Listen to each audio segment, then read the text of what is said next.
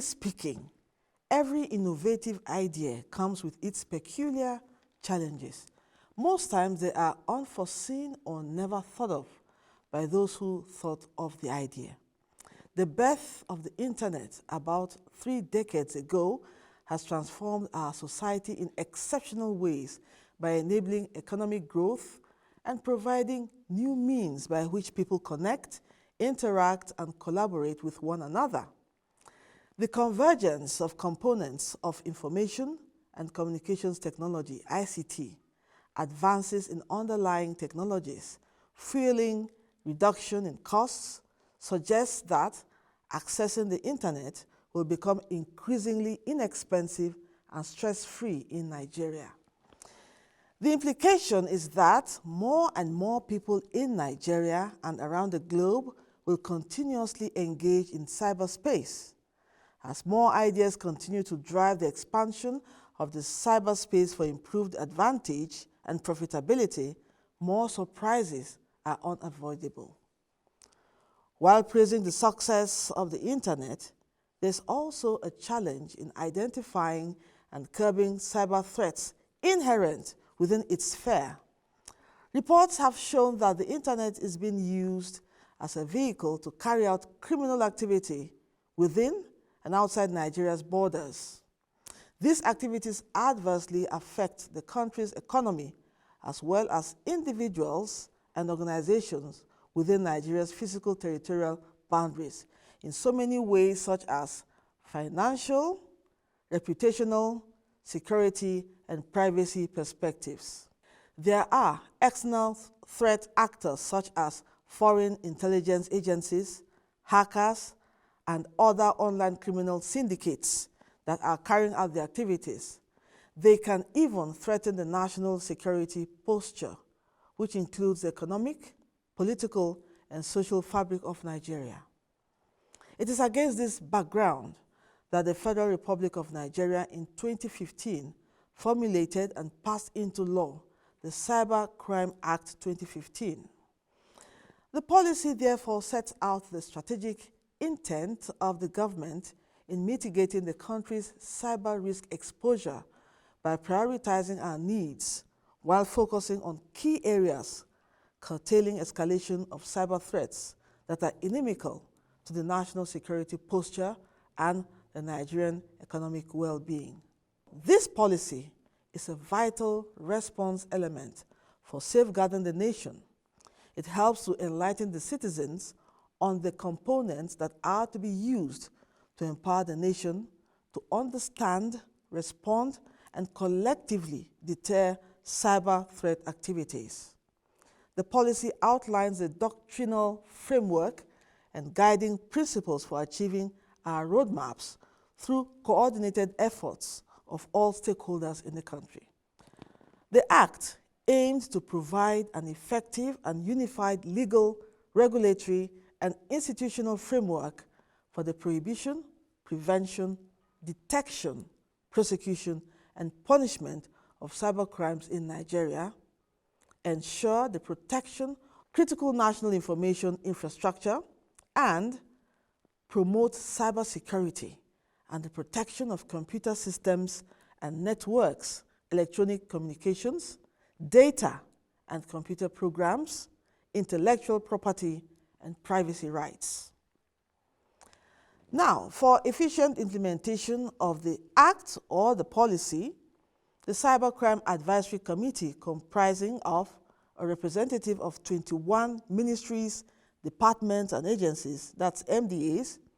This is to say that the scope of Cybercrime Act is very wide.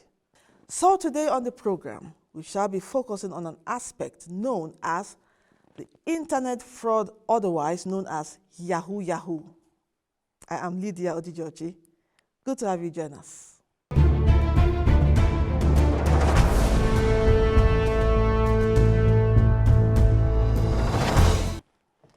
Before we go on our topic for the day, here is the news update.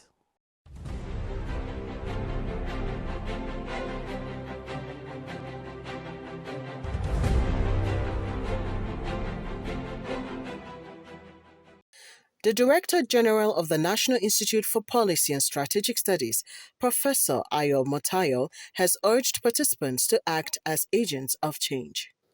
The DG made this call during the opening ceremony of the 2-week Strategic Leadership Ethics and Policymaking Course Advanced Course 2. He said individuals can stand as change agents as the National Institute is committed towards training manpower for capacity building that will make Nigeria work. Since we had democracy 24 years, we have only been able to add 2,000 megawatts of electricity to our generation capacity over 24 years. Something must be wrong. Now, for any place to grow, you need materials, you need method, and you need men. Sorry, women, you are also men now. So, 3 M's. What did I call the 3 M's? Materials, method, and men. Present at the opening ceremony was the Director General, Professor Ayo Motayo, Brigadier General CFJ Udaya, retired MNI, Secretary and Director of Administration, Professor Shola Deyonju, MNI, Head Public Affairs Department, Chief Dr. Yomi Charles, participants, dignitaries, and other staff of the Institute. While addressing the participants, Chief Dr. Yomi Charles urged the participants to make proper use of the medical facility provided at the Institute in case of any health challenge. Some excited participants had this to say about the program. Well, I would say very much excited. I was privileged to attend the basic course that just ended last week, and thank God I'm here for the advanced course. So I'm highly excited. I was privileged to attend the initial course. It was rigorous. It was very challenging, and a lot of new information and knowledge about how Nigeria really works was given to us. So I expect much more this time, being that the period of time is a little longer. I expect more intense training. I also expect more information being given to us. And we really appreciate the information coming from NIPSS, because it gives a different perspective of what we already know about our own country. And it also gives you the encouragement to be better, to do better, and to expect more. The SLIM program and other short courses is an avenue for Nigerians to benefit from the academic pool of the National Institute. Chana Ejoga, reporting for NIPSS Policy TV.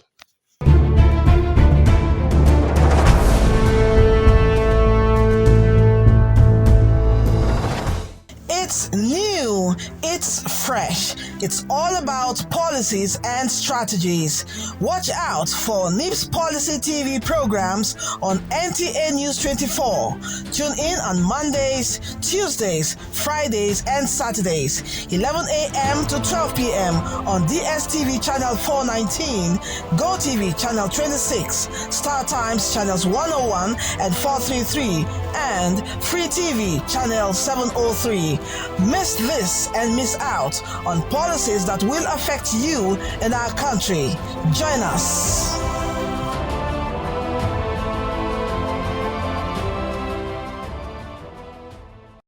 Welcome back to our topic.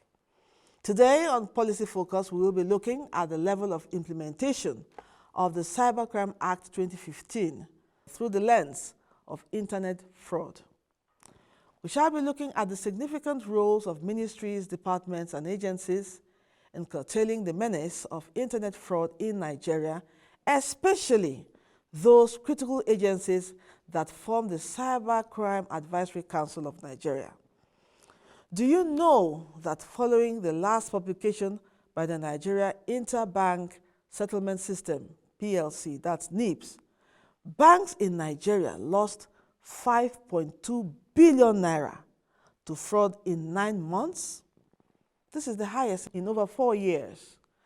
To know exactly where we are and what efforts we are making as a nation in curtailing cybercrime, specifically the internet fraud, is why we're here on the program today. We will be talking to a veteran and a professional in this field in a moment. He is Professor Liu Fua, MNI, a directing staff of the National Institute for Policy and Strategic Studies. Stay with us.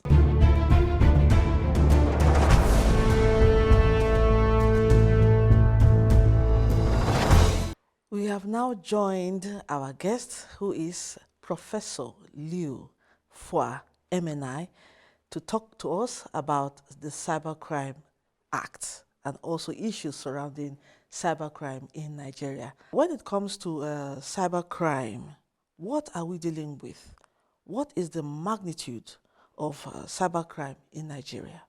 Well, when you talk about cybercrime, you're talking about all crimes committed by people who are knowledgeable in the act of computing, act of computing, and also act of a sabotage against the rules and regulation that guides information sharing, information gathering, and also information about thievery and about also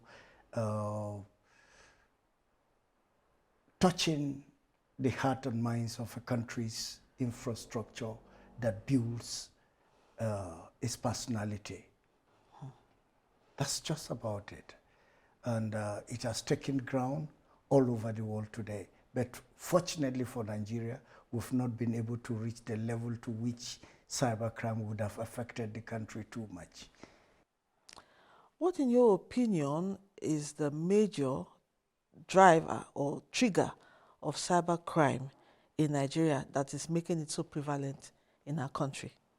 Well, so far in Nigeria today, what has made cybercrime so prevalent today is the issue that the country has been careless. The country has not developed its arsenals as regards to computing and artificial intelligence and so forth. Digital economy, we've not been able to perfect it. For countries who have perfected it, they have a measure to which they monitor and correct the systematic failures in this aspect of digital economy. Prof, do you think poverty and unemployment are major triggers or drivers of cybercrime in Nigeria? Yes. Internationally, it's about corruption, it's about poverty, it's about fighting those in power who are not doing the right thing, and also people who are finding way to influence the activities of government and also deform the character of the government in place. So it's a gamut and a complex issue when you talk about cybercrime. We often say that, look, it's either you stay out of the complexity of the digital world or you get into the complexity of the digital world. That is to say, developing your arsenals, developing your communication sector, developing your technological know-how to be able to address these issues. There are issues that you see at the surface, but at the lower point of it, they call it the dark aspect of cybercrime. They go beyond your understanding to the deeper world. They have targets, they have efforts they want to make to change the system. They have also effort to make to enrich themselves, and they have efforts also to discredit a government or to credit a government. In most cases, in developed countries today, most of these young people who are in cybercrime are brought to the system and then told to protect the system and paid above the system. So the system is protected. But where you are not able to do that, you would be left at the caprices, whims and caprices of these criminal elements who would want to subvert the economic or the political system. They could use it in form of campaigns. They could use it in form of dismantling a structure. They could use it in form of discrediting somebody who they don't like. And so it comes in several phases, not just about money, not just about hunger, but about the entire system, entire digital system, entire global system. They could block and sabotage the effort of a government towards achieving certain goals. Who is not doing what as regards curtailing the menace of cybercrime in Nigeria? All of us are to be blamed, particularly the system that brought us in. A lot of countries are doing several efforts today to develop their system. A lot of countries are doing very well to keep their citizens and population intact. Give them something to do, occupy their minds to do. But when you allow adult mind, particularly those you train in the system, they could sabotage and distort the effort of governments. Internet fraud is an illegal activity that some individuals engage in for all matter of reasons. Now, what do you think, in your opinion, is the role of the Federal Ministry of Justice in holding people accountable in respect to this crime? Let's go back to the entire system, not just the Ministry of Justice. The whole idea is that if a country respects its law, the rule of law, if a country protects its people, if a country does what the country needs in terms of provision, its responsibility, particularly when you take Chapter 2 of the Constitution of Federal Republic of Nigeria, to protect, to keep, to observe, and to do what is necessary for its citizens to bubble, you wouldn't have a lot of this. But because we have not done it right from time, now the Ministry of Justice is called to uphold what has not been there. If the foundation is faulty, there is nothing the righteous can do or the government can do. So let's look back at where we're coming from. What has been our problem?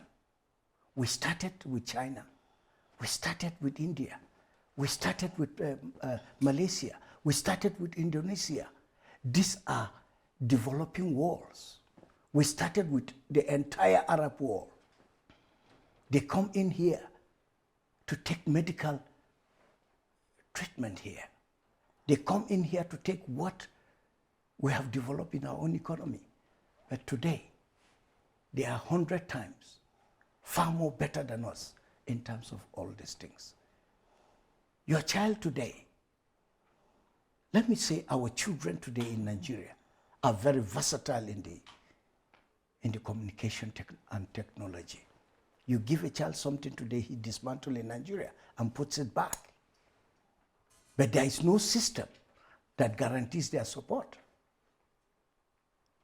There's no system that is open for them to know the where and how about the system. There are no schools. There are no institutions that are put on the ground to even train experts that could help in reducing the imminent danger that these cyber crimes are posing to the system.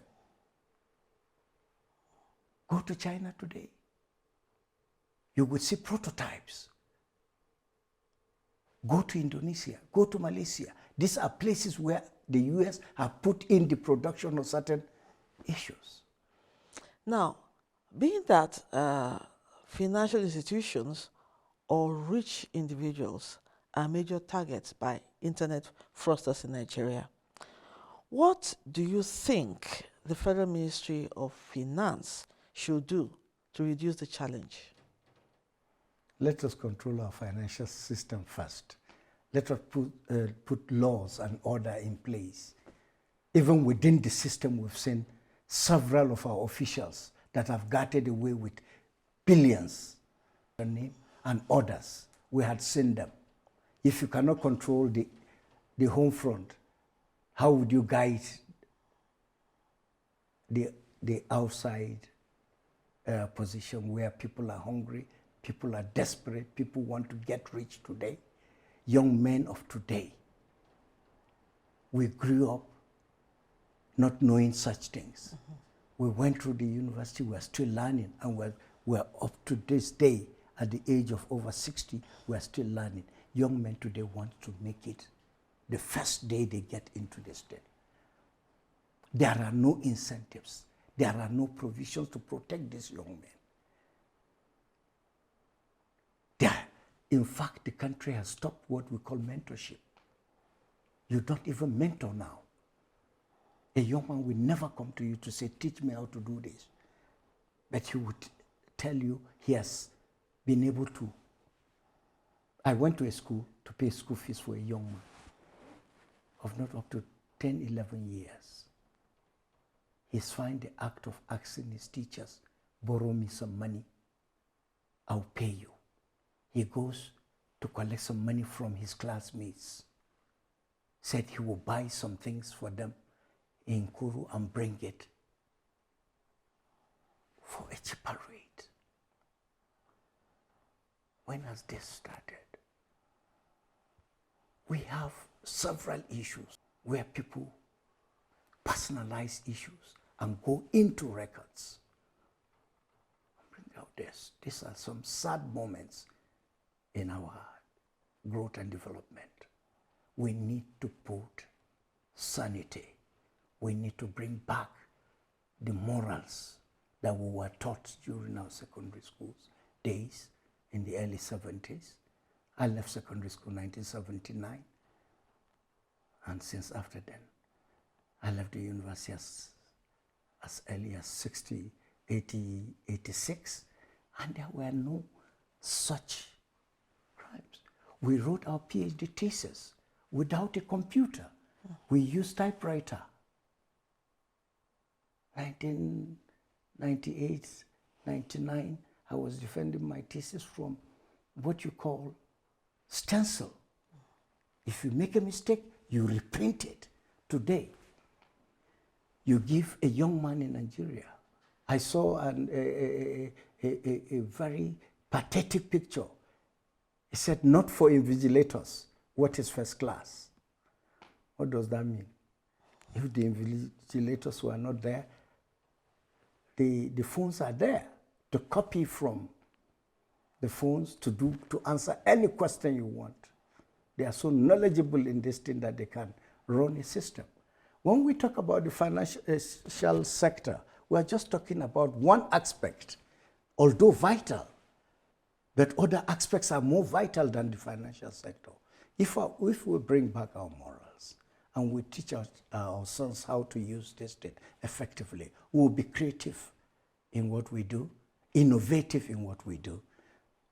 And all this crime you see, they are all methods of innovations that young men are putting in place to beat the leaders that have failed us, including me. Prof, are you saying that in the future, artificial intelligence or the use of cyberspace can be used in controlling our thinking in the future? It has already started. Our thinking has been controlled. Our leaders are taught certain things. They know it. Today, Nigeria sent delegates to the climate change issue. Are we planting trees around our homes? We're busy cutting trees again. We've just finished with the participants. What recommendations are we taking home there? And if we do take good ones, how would the government react to it? These are what countries are doing today. Countries are producing electric cars. They've started DHL. DHL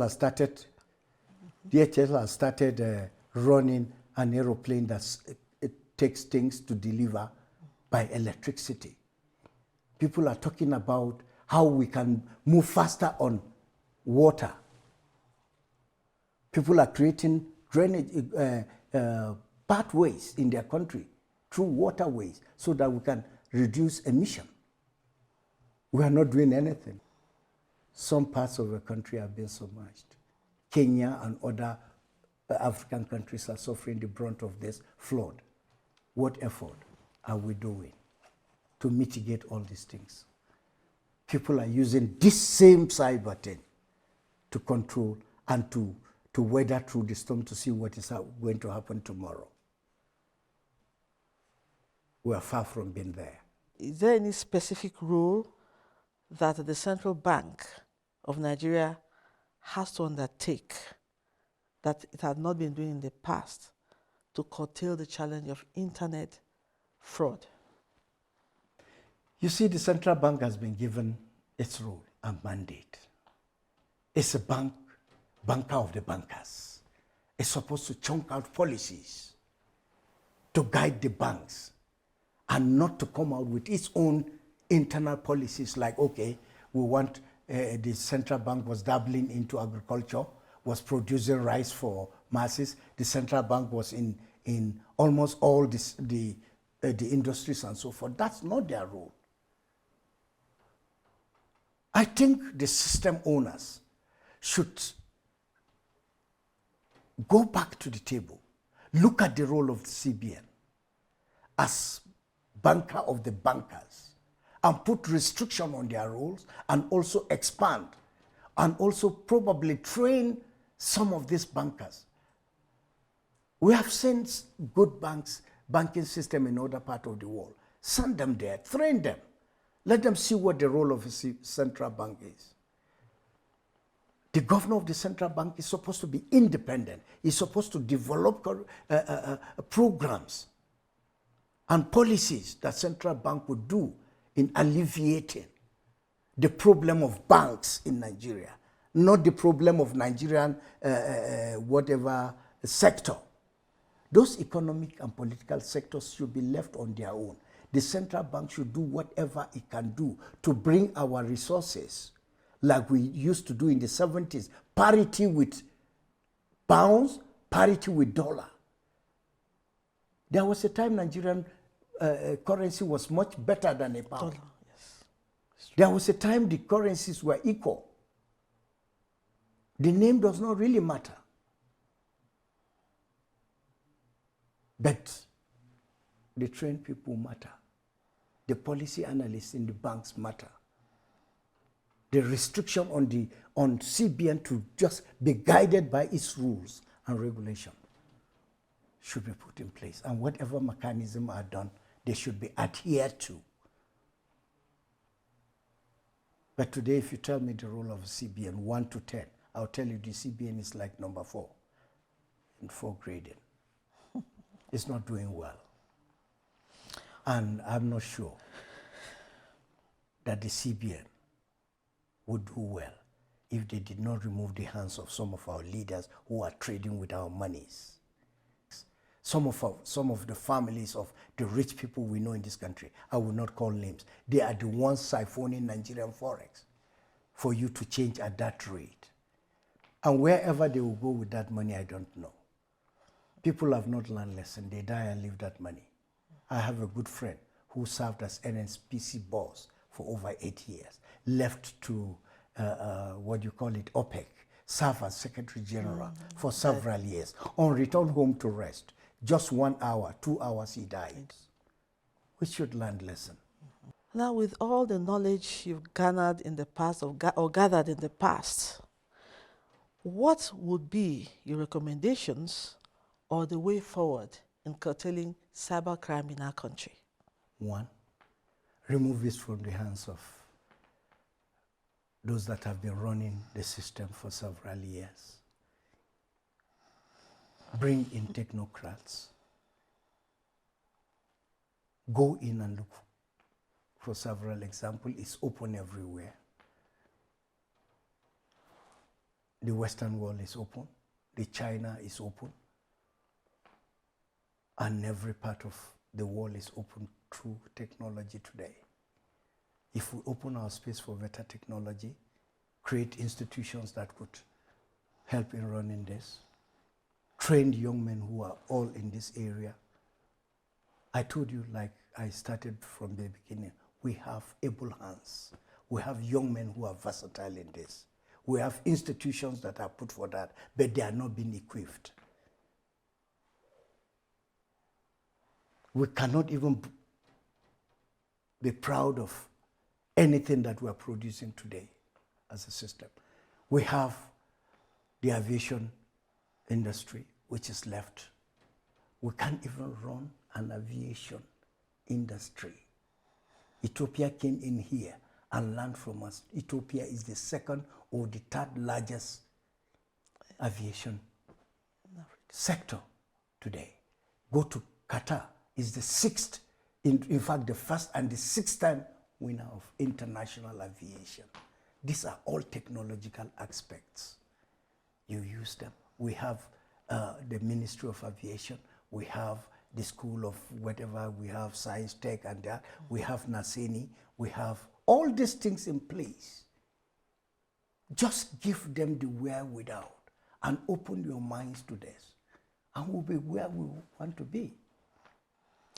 Finally, sir, we would like you to give an advice to Nigerian youths who engage in cybercrime, otherwise called Yahoo Yahoo.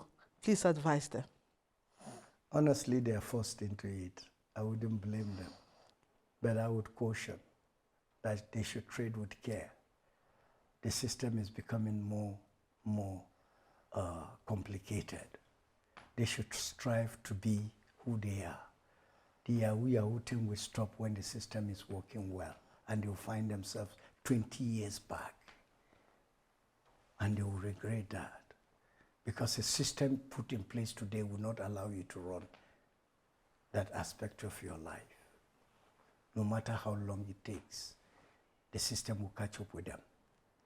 So I advise that the young men should take the path of honor, go into learning the positive aspect of the technology they know, and Nigeria will be ever grateful for having them. Thank you so much, Professor Leo Fua, MNI. Thank you for sharing your thoughts with us. We really appreciate it. Thank you very much. Thank you so much. God bless you. The program continues. We still have more. Stay with us.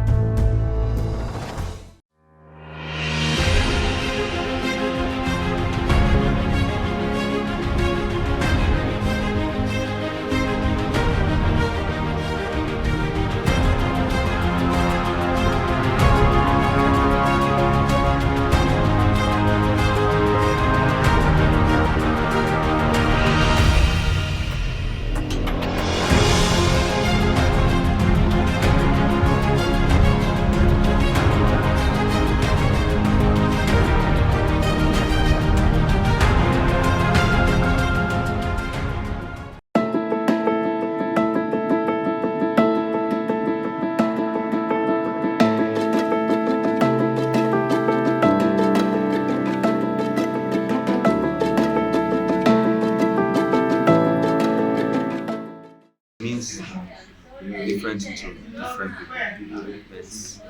But cybercrime, we're talking about the cyber space itself. When we say cyber space, we're talking about the internet, we're talking about ICT.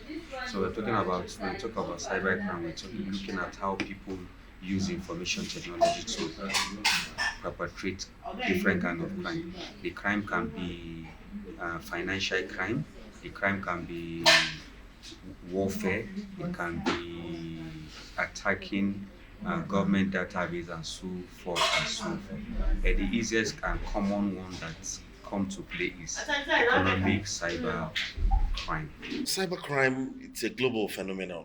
Basically, it's something that's a global thing. And looking at that, you will understand that quite a number of players within that industry are pushing, for reduction in cybercrime. From the perspective of the African context, cybercrime is looked at from the angle of Yahoo Yahoo, which is more like syndicates, duping people, taking their rightful positions from them and all of that. But beyond that, I think cyber security generally should be something that should be taken very seriously, because a lot of African folks are quite versatile when it comes to cyber security.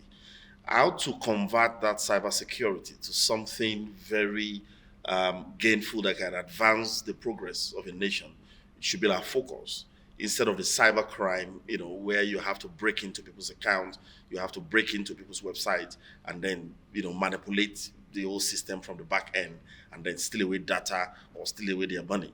So those are the issues with cybercrime. But in terms of the cybersecurity, it's an advanced stage of development in the global community, which again Nigeria must take very seriously by creating serious awareness to the upcoming young people in the country. So many reasons for cybercrime. One, immorality. There is a decay in our moral upbringing.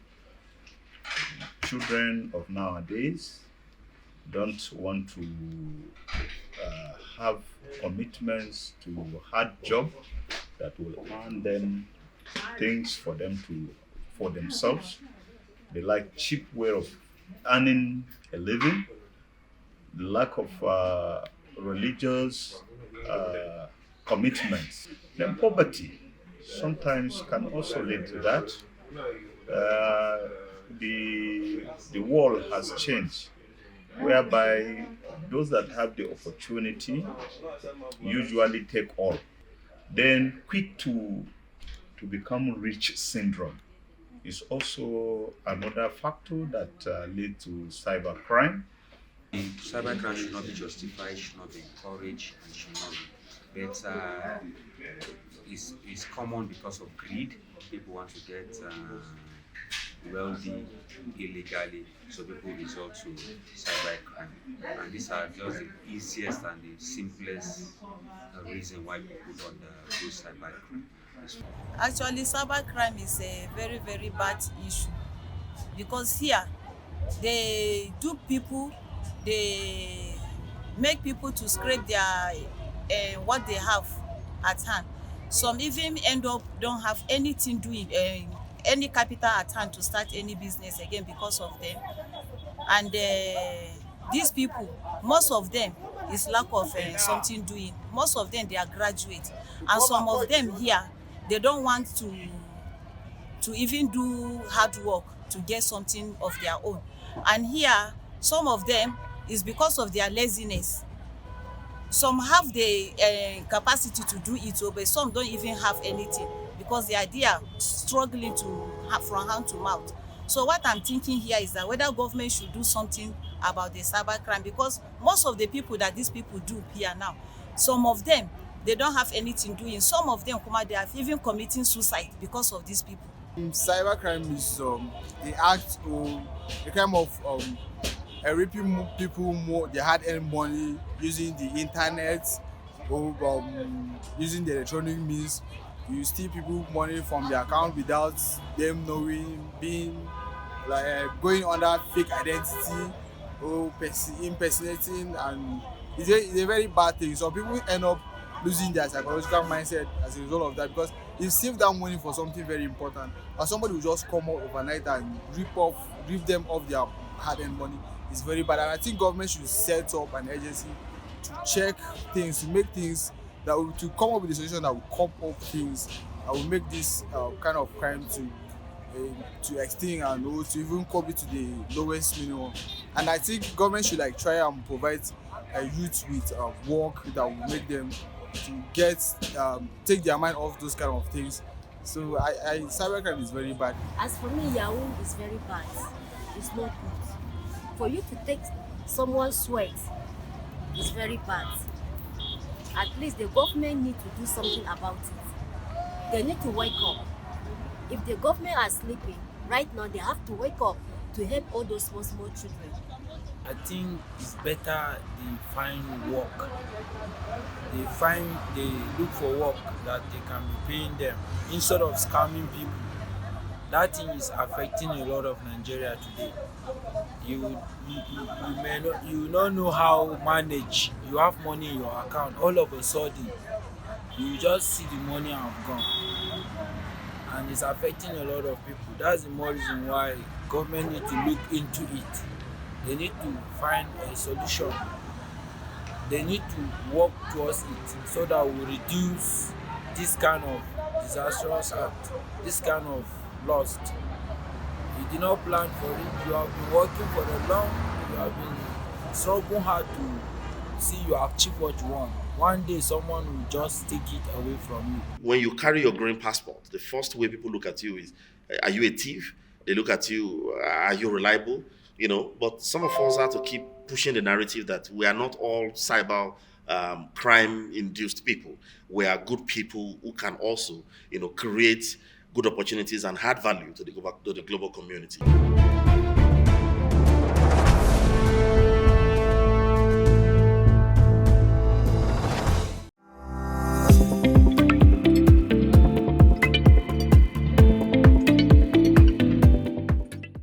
Participants of the Strategic Leadership Ethics and Policy Making Advanced Course 2 received intensive lecture on ethical leadership in complex policy environments at the National Institute for Policy and Strategic Studies, Kuru. While delivering the lectures, Colonel Joseph Bamidele Ajanoku, retired, said exemplary leadership is centered around appropriate conduct, true respect for ethics and core values, as well as the rights and dignities of others. He also added that it is driven by what is morally right or wrong and what is just and unjust. What is ethical leadership? Today, it is not enough that managers and leaders are intelligent, industrious, and competent. The leader's ethical qualities and the organization's moral environment are much more important.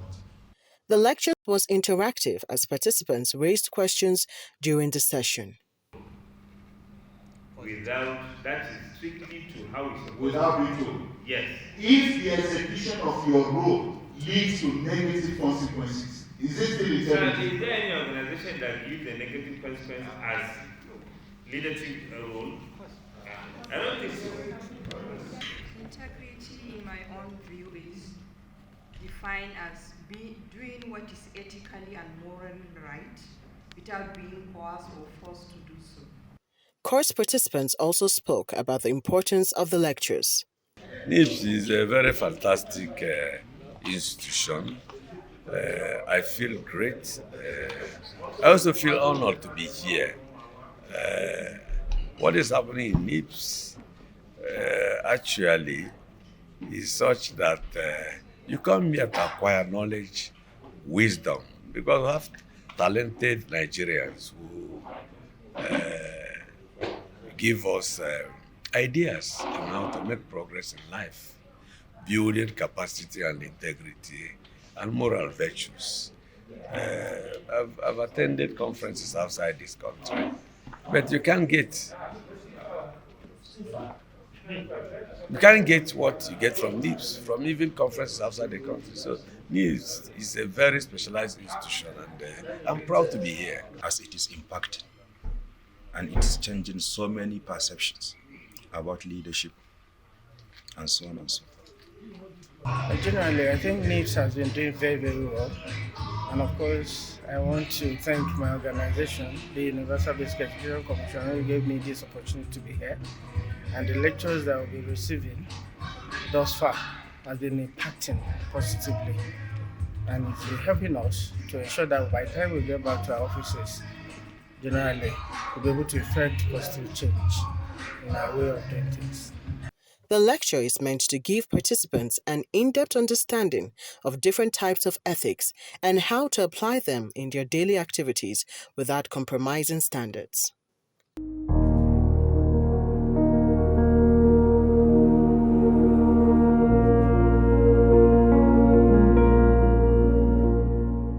I don't fear fear, but I fear regrets. What I can do if I don't do it today, tomorrow it may hurt me.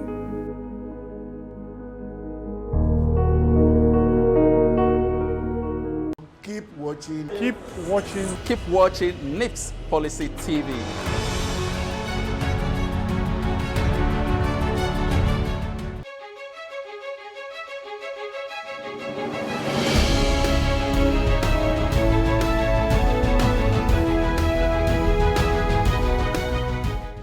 Hello and thanks for joining us on Alumni Chat. Today our guest is none other than Brigadier General Chukwuemeka Udaya, MNI, who is the Secretary and Director Admin of the National Institute for Policy and Strategic Studies, JOS. So it's good to have you on the program. Good to be here too. Welcome. Thank you. So can you tell us, what has been your background in the military and how did you rise through the ranks? Well, it's a long history. I was a barrack boy. My parents were, or my father was a soldier, later commissioned an officer, so I lived all my life in the barracks. I went from primary school to the Nigerian military school. I finished military school in 77 to 82, correct. 82, then I went to the university, was commissioned second lieutenant, and from there, all his history, I rose to become a brigadier general until my retirement. Oh, I can imagine how those experiences have been and how you have been able to conquer, because I know the military journey is not something that is smooth, it's quite tough. Yes, you can say that. So can you tell us, what was your experience when you were a participant at the National Institute? Well, the National Institute is a very unique place to be. I didn't know what to expect when I came actually as a participant. I came with a very open mind to learn, and before coming to the National Institute, in all of my training in the military, it has been purely with fellow soldiers and all the rest in military institutions. But coming to the National Institute was a different bottle of game. Training with civilians, being led by civilians, and it was something very interesting, Those of us with the military background didn't find it difficult to pull along, but a lot of our colleagues from the civil thought, okay, the place was being regimented. But I think by the end of the course, they all appreciated the form of discipline. I prefer to say discipline and order rather than regimentation. Because in order to become leaders, you need those discipline, you need those order. And then the strategy, you need a lot of discipline in order to implement strategy. So I think the National Institute is a very unique place, and I thoroughly enjoyed my time here as a participant. So can you tell us, with this experience, how has it impacted on your person and on your career? Okay, that's one unique thing about the training in the National Institute, because it prepares you for not just leadership within your own organization, but leadership within the larger society of Nigeria. So I found out that it was easier then, to now have classmates across ministries, departments, and agencies. I have friends across ministries, departments, and agencies. So at Army headquarters, because I was posted to a resource center, which is at Army headquarters then, immediately I left here, it was easy to relate with people from civilians, things that I not that it was a difficult thing then, but I think I found it a lot easier, a lot smoother. And I know that we are all working for the same government, for the same nation, for the same purpose, So like my first assignment when I left NIPSS, I was the Director, Library, Archives and Research of the Resource Center. The Resource Center didn't have the library, the Army Museum then was not registered with the National Museums and Monuments, So it was my leading.